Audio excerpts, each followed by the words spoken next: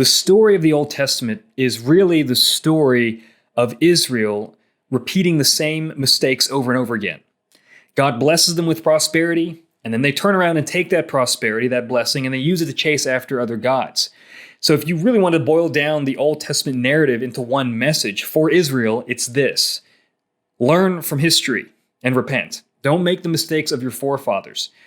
Learn from their lessons so that you can avoid God's discipline and experience God's blessing. And Zechariah chapters 10 to 11 continue that prophetic tradition, that prophetic message. And the way that it continues that message is that Zechariah contrasts God, the good shepherd, with the wicked shepherds of Israel's leaders. So if you think about that shepherd imagery, somebody leading sheep, feeding sheep, protecting sheep, the leaders of Israel are viewed as shepherds. And God himself is the great shepherd, the one who cares for his flock. And Zechariah is going to play on these themes and these images in a sort of live action sign. He's going to live out a message before them, symbolically, to remind Israel of their true shepherd, of their true source of peace and provision and protection, and the one true shepherd who leads them to the green pastures and through the dark valley. And that is Yahweh, their covenant God. Yahweh, the one in whom all their future hopes rests. God is their ultimate hope. God is their good shepherd. This is Understanding Zechariah.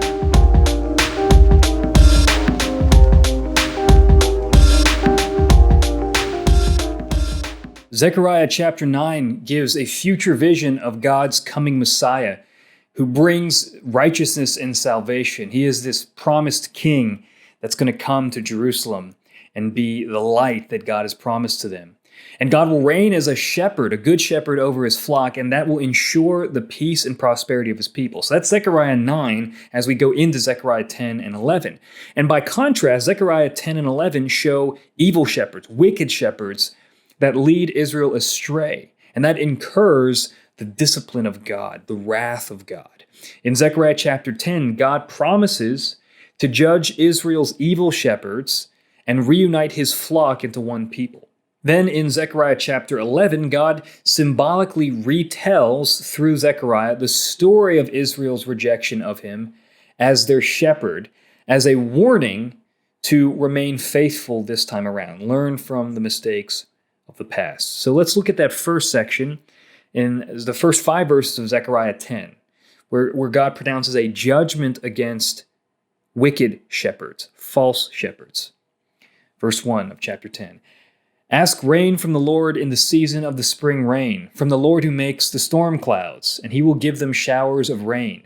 To everyone, the vegetation in the field. For the household gods utter nonsense, and the diviners see lies. They tell false dreams and give empty consolation. Therefore the people wander like sheep. They are afflicted for lack of a shepherd.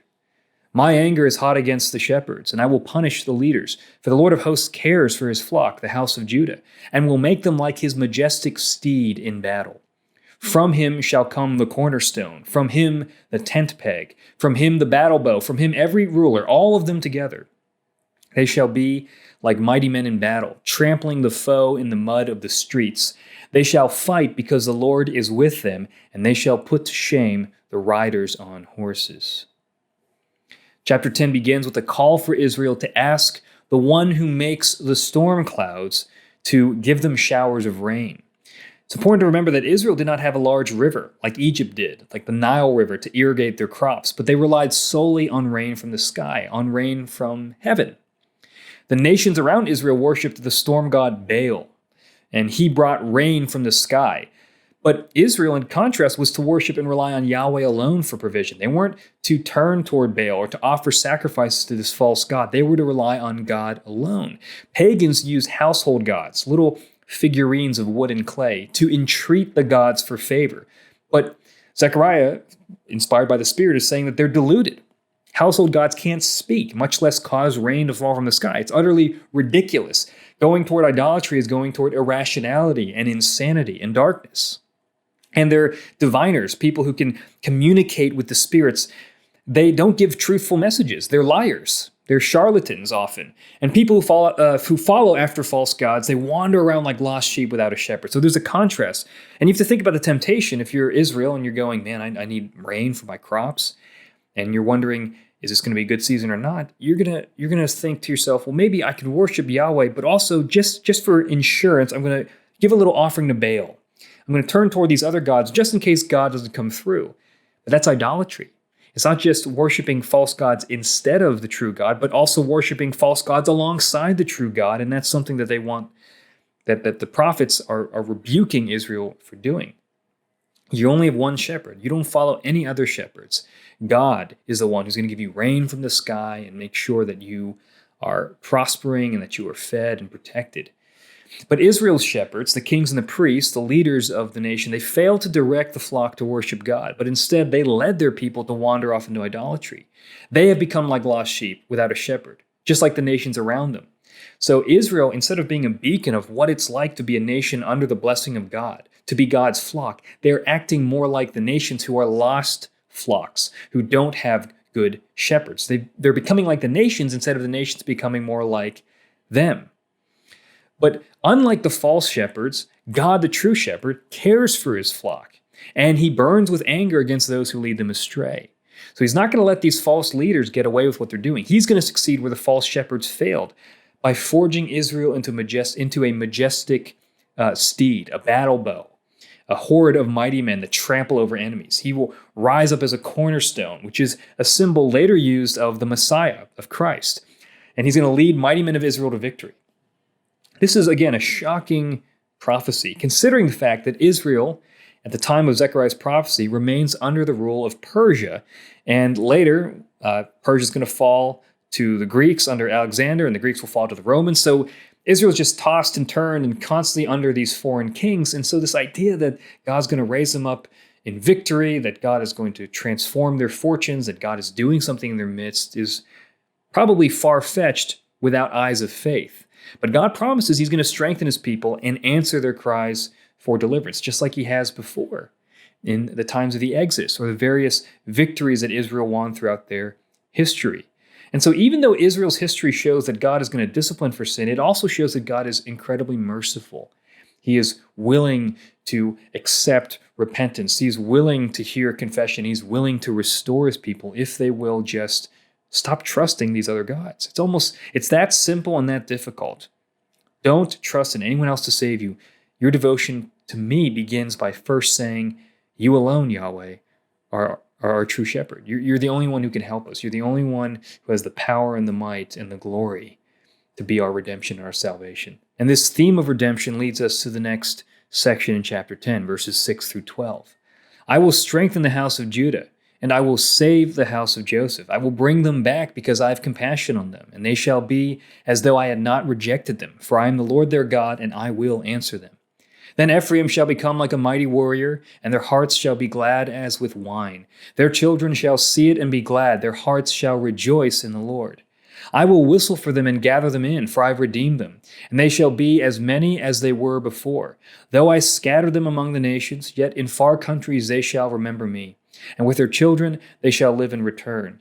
I will bring them home from the land of Egypt, and gather them from Assyria. And I will bring them to the land of Gilead and to Lebanon, till there is no room for them. He shall pass through the sea of troubles, and strike down the waves of the sea, and all the depths of the Nile shall be dried up. The pride of Assyria shall be laid low, and the scepter of Egypt shall depart. I will make them strong in the Lord, and they shall walk in his name, declares the Lord. There's a reference here to Judah, Joseph, and Ephraim, which signifies that the return from exile also brings about the long-promised reunification of the tribes of Israel. So if you remember, after King Solomon, Israel splits into two kingdoms, northern Israel, which is often called Ephraim, and southern Israel, which is referred to as Judah. God exiled northern Israel by the capital city of Samaria, falling to the Assyrian king Sargon II in 722 BC. So the northern kingdom, they're kind of a little more accelerated, so to speak, in their idolatry. So they actually end up in exile first under the Assyrian kingdom in 722 BC. Centuries later, in 597 BC, God then exiles Judah to the land of Babylon. And they destroy the first temple, the temple that Solomon built.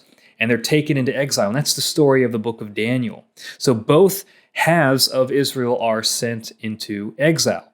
Yet the prophets over and over again prophesy of a future day when not only would the tribes of Israel return to the land, but they would be reunited, reunified. And although the returned Israelites are small in number and possess a tiny fraction of their former land, God is still enacting his promises. The exiles do not return with strong tribal identities, but with this unified identity of being a Jew. There's this new term where it's not about Judah or Ephraim, but you guys are now Jews. You guys are a new entity now that you're back in the land. And their initial return and the beginning portions of this reunification are only a foretaste of a future ingathering that God talks about. That in the future, beyond even their day, God is going to whistle, which is often a term of him bringing people out of exile, whistle for the remainder of his people scattered among the nations to return to Zion. So not everybody returned from Babylon. Some people decided to stay in Babylon instead of go back to the land. Other people had intermixed with the Assyrian Empire, which became Babylon, which became Persia. So they're spread out all throughout the ancient Near East. So you have to have a perspective on this because the return exile population is very small, and there are many more Jews spread out among the nations. But God is still saying, no, I'm still working.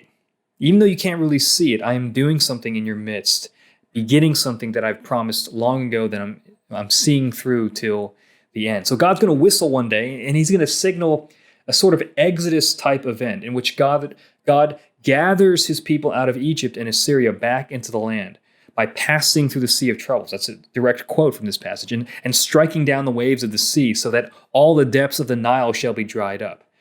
Now, this language is interesting. He's drawing on Exodus language. He's basically saying, I'm going to use language of the past to give you some kind of way to grasp what I'm going to do in the future. This language points beyond just the initial return of this group of returned exiles to a greater cosmic ingathering of God's people. And I think Egypt and Assyria here are stand-ins for all the nations of the world. Remember, Old Testament prophecy features a near and a far horizon. The near horizon is the return of the exiles, right, under the Persian king. But there's a further, greater horizon that encompasses all of God's people, Jew and Gentile, gathering in from all the nations. And that's why in the book of Acts, whenever different nations and the Gentiles start streaming in, whenever Jesus is preaching to Gentiles and they're believing, whenever these things start to happen, it's actually not something new, but it's actually a full flowering of the initial promises God has here. That when he calls his people from the nations, it's not just ethnic Jews, but people from every tribe, tongue, and nation. And he's calling them through the word of the gospel, bringing them into his people, bringing him into the new Jerusalem of the church, establishing what he has promised here. And we're just hearing it in language, in Old Testament language in Zechariah's context, with Exodus language, but that it's sort of prefiguring what's going to come to full bloom in the New Testament. But it's not all hunky-dory good news. There's some harsh words God has as well. So there's this warning of a flock that is doomed to slaughter. And that's chapter 11, verses 1 through 17. Open your doors, O Lebanon, that the fire may devour your cedars. Wail, O Cypress, for the cedar has fallen, for the glorious trees are ruined. Wail, oaks of Bashan, for the thick forest has been felled. The sound of the wail of the shepherds, for their glory is ruined. The sound of the roar of the lions, for the thicket of the Jordan is ruined. Thus says the Lord my God, become shepherd of the flock doomed to slaughter. Those who buy them slaughter them and go unpunished, and those who sell them say, Blessed be the Lord, I have become rich, and their own shepherds have no pity on them. For I will no longer have pity on the inhabitants of this land, declares the Lord. Behold, I will cause each of them to fall into the hand of his neighbor, and each into the hand of his king, and they shall crush the land, and I will deliver none from their hand. Chapter 11 is one of the most difficult prophecies to interpret, I think, really in the Bible. It's difficult to place it where its context is, how it fits within the chronology of Zechariah. So this is our best attempt, I think. It begins with a cry of despair. God devours the mighty cedars of Lebanon and the oaks of Bashan, and oak trees and cedars are the pinnacle of longevity and strength. They're these sort of eternal kinds of things, immovable, but even they cannot stop the wrath of God. God comes through like a torrential force of nature that causes shepherds and lions to roar in agony. The lion is the apex predator, and he's terrified. Could this be a prophecy of God's judgment on the nations? Perhaps. Or maybe it symbolizes a judgment upon Israel, for the temple itself was actually constructed with cedar and cypress from the nations. It's hard to tell, and commentators are divided. But I think either way, the big idea is that God will not allow his people to remain under the oppression of evil shepherds, that God cares for and is jealous for his own people. So then we move on to the Lord calling another shepherd with the unenviable task of leading a flock doomed to slaughter. Not really a great call to ministry, if you will. This slaughter comprises of God's flock being sold by false shepherds to sheep traders. And what's fascinating is God actually refuses to step in to save them. He says, I'm no longer going to have pity on my flock, but rather he lets them fall into the hand of his neighbor and each into the hand of his king, and they shall crush the land, and I will deliver none from their hand. So God is merciful, but sometimes his mercy is difficult. Sometimes he gives people over to their sin as an act of discipline, and maybe even an act of purification. And that's what we start to see here. And I think what's happening is that God is giving a retrospective history of his relationship with Israel. He's not speaking about future events for them, but he's really kind of looking back on their history and saying, I want you to learn from the way that you have treated me in the past. God is the shepherd of a flock doomed to slaughter because they continually rebel against him. That's the story of Israel. They're the flock doomed to slaughter. They're sheep that reject their shepherd, and they run off and just get eaten by wolves. And God's saying to his flock, I'm not going to bail you out anymore. If you want to follow those false shepherds, go right ahead. I will give you over. It's a terrifying judgment, a terrifying discipline. And God once again reminds his people what got them into their current predicament. They rejected the Lord, their gracious shepherd. They wandered after false gods, the gods of their neighboring nations. So God says, go have it. He lets them be captured by those surrounding nations. He lets them go into exile as a judgment. So if you want to be like other nations so much, then go ahead. Join them as captives. So again, this is a retrospective of the past of Israel, and it's meant to inform their present and to inform their future, to say, don't make the mistakes of the past. Don't be a flock doomed to slaughter, because God will be faithful to his word. Don't make the mistakes of the past. Learn from the past. And then we see in the following verses, Zechariah performing what's called a sign act, which is a live action playing out of God's relationship to Israel through the Old Testament. It's a dramatic, played out in real time vision. And we hear this vision of a worthless shepherd. That's verses 7 to 17. So I became the shepherd of the flock, doomed to be slaughtered by the sheep traders. And I took 2 staffs. One I named Favor, the other I named Union, and I tended the sheep. In 1 month I destroyed the 3 shepherds, but I became impatient with them, and they also detested me. So I said, I will not be your shepherd. What is to die, let it die. What is to be destroyed, let it be destroyed. And let those who are left devour the flesh of one another. And I took my staff Favor, and I broke it, annulling the covenant that I had made with all the peoples. So it was annulled on that day, and the sheep traders who were watching me knew that it was the word of the Lord. Then I said to them, if it seems good to you, give me my wages, but if not, keep them. And they weighed out as my wages 30 pieces of silver. Then the Lord said to me, throw it to the potter, the lordly price at which I was priced by them. So I took the 30 pieces of silver and threw them into the house of the Lord to the potter. Then I broke my second staff Union, annulling the brotherhood between Judah and Israel. Then the Lord said to me, take once more the equipment of a foolish shepherd. For behold, I am raising up in the land a shepherd who does not care for those being destroyed, or seek the young, or heal the maimed, or nourish the healthy, but devours the flesh of the fat ones, tearing off even their hoofs. Woe to my worthless shepherd who deserts the flock. May the sword strike his arm and his right eye. Let his arm be wholly withered, his right eye utterly blinded. So Zechariah plays the role of God, the great shepherd, and he takes 2 staffs, one named Favor and the other Union, and he destroys 3 shepherds to protect his people. That might be a reference to Israel's corrupt rulers, but his flock detests him. Even though he does good for them, he's met with rebellion and resistance. So then he says, look, I'm not going to be your shepherd then.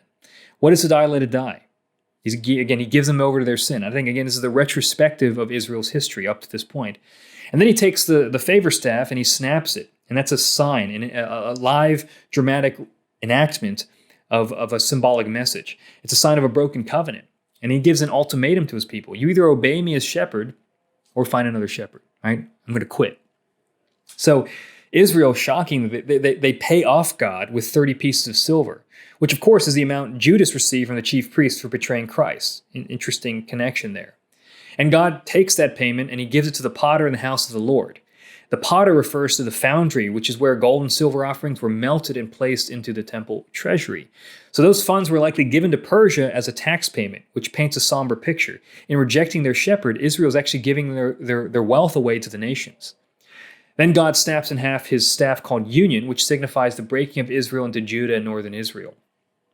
So basically he's saying again, when he snaps the first staff, his favor is gone, that all their riches are now going to go into the other nations via exile, and he's going to snap their union. He's going to divide Israel into two parts. And again, this is a symbolic retelling of Israel's history. Israel divides into two nations after Solomon, and then they go after other gods, and they end up both in exile, and all their riches and their prosperity becomes something that enriches the nations around them. So this is a composite of Israel's rebellious history: divided kingdom, wicked kings, priests, rejection of God, false gods, exile, all this stuff.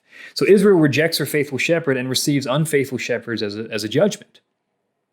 And now God tells Zechariah to play out the role of a foolish shepherd who does not care for his people but deserts the flock. And this encapsulates all the foolish kings and leaders that ruled over Israel prior to the exile. But it may also foreshadow the wicked shepherds of King Herod and the corrupt priesthood in Jesus' day. Remember, Jesus is showing up, and there is a Jewish quote-unquote king, King Herod, but he's an illegitimate heir to the throne. He's a terrible guy. He's built this lavish temple. The temple's rebuilt. It's more beautiful than ever before, but it's corrupt from the inside out. The Pharisees are enemies of Christ. They're rejecting Christ. So all these things are happening in Jesus' day, and it's showing that they're still being run by wicked shepherds. And it's a little depressing, because even Zechariah's efforts to turn them away are not going to be fully effective, because when Jesus shows up on the scene in the first century, Israel is just as corrupt as it's ever been, possibly even worse. So this is probably a foreshadowing of those future wicked shepherds as well. It just goes to show there's nothing new under the sun. In either case, Zechariah 11 paints a grim picture of human sin. God promises Israel a Messiah, but the real question is, will they accept him? It's not a question of whether God's going to be faithful. It's when he does show up as faithful, are we going to repeat history? Are we just going to take his faithfulness and run with it, to go after other gods, to be sinful? Or will we respond in faith and obedience? History says no. Right? Apart from grace, we respond to God's grace. Unless he changes our hearts, we're always going to respond to his grace and his kindness and provision with pride. And we see this with Jesus. Jesus was rejected by the very people he came to save. Apart from grace, we'd be right there with him, with the crowd that scorned and mocked him. We got to be humble about that. Apart from the grace of God, we're no better. We don't want to be the flock doomed to slaughter, but our hearts gravitate us toward that. And it's only by grace that we turn toward God. We don't want to be led by the good shepherd, because we are by nature bad sheep. That's the kind of thing. I mean, sheep are going to be sheep, even redeemed sheep, even Christians, even us as God's flock. We still have sin. We still struggle with sin. We're still stubborn in a lot of ways. And the grace of God is our only hope. It's that very thing, the very powerful presence of God, that transforms us into people who hear the voice of our shepherd and follow him wherever he leads. So when you read these kind of odd passages about Israel's history and all that stuff, don't get lost in the weeds of when it happens and what's the symbolism. Zoom out and see, okay, here's the picture being composed. That Israel responds poorly to God's kindness, and yet God responds to their poor response with more grace and love and mercy. And sometimes that mercy can be difficult. It can take the form of a trial, of exile, of giving people over to their sin for a time to purify them. But the promises of God are always sure, because they're founded not in the obedience of his people, but in his own faithfulness to his own word. And what we see in Jesus Christ is God showing and embodying what faithfulness looks like. Jesus Christ represents the true and faithful Israel. He takes the curse of exile upon himself in his death and resurrection. And his resurrection brings about the restoration and renewal of all things. It's the first fruits of a future harvest. So in the death and resurrection of Christ, we see God atoning for Israel's sins, for the sins of his people, spiritual Israel, but also rising again to bring about a resurrected Israel that we see in the church.